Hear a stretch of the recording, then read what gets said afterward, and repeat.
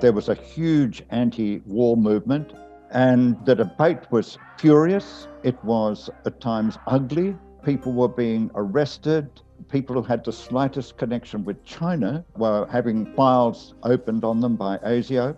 Although the war was in Vietnam and it was Vietnamese we were fighting, the government said, this is China.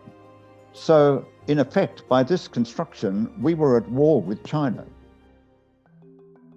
Whitlam's decision to travel to China from opposition in 1971 was a courageous move.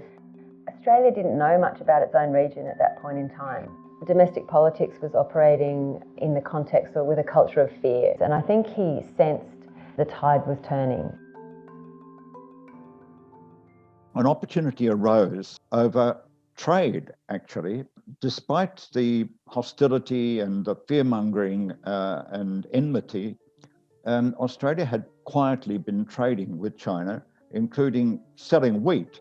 And at the end of 1970, the Wheat Board returned from an attempted negotiation empty-handed.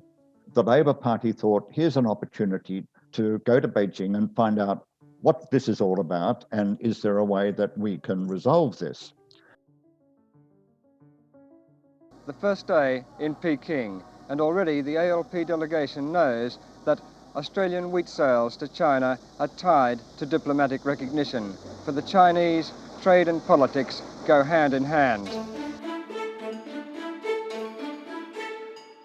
In Whitlam's mind, this was an opportunity for a much broader discussion about the whole nature of our relations and diplomatic recognition.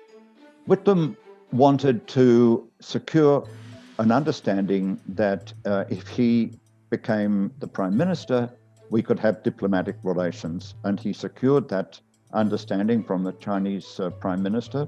He also, in discussions with the Trade Minister, was able to sort out how the wheat trade issue could be resolved. And the underlying significance of this was that across the board, he had opened up the possibility for a range of engagement with China and changed the whole way people thought about China.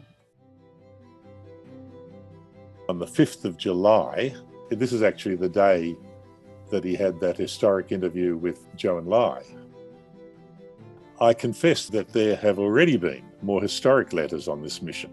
Stephen has been sent at the Foreign Office the first letter from an Australian in China to that address in his lifetime. Jason will make a fortune from it. Kathy has been sent the first letter to Frensham from China in history.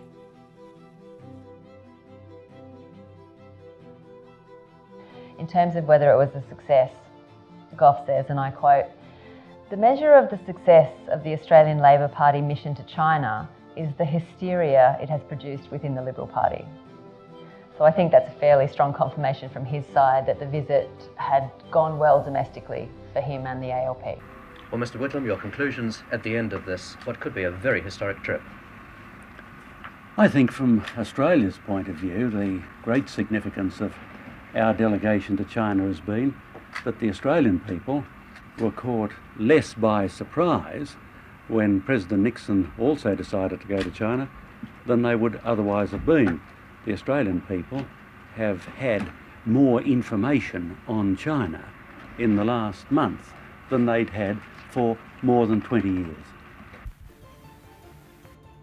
At the end of 1972, on the second day after the election, the officials from the Department of Foreign Affairs went to his office, and he gave instructions for our ambassador in Paris to open negotiations with the Chinese ambassador in Paris to establish diplomatic relations.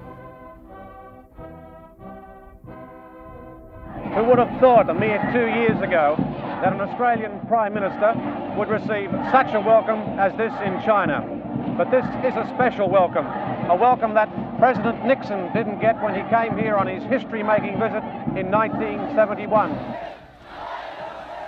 So I think Gough's 71 visit to China really established Australia as a relevant player in our region and an important partner for the Chinese government at that time. I think that that legacy really established the beginning of that bilateral relationship in a meaningful sense. That is now quite a long-standing relationship that I hope we can make sure stays on track as we move forward.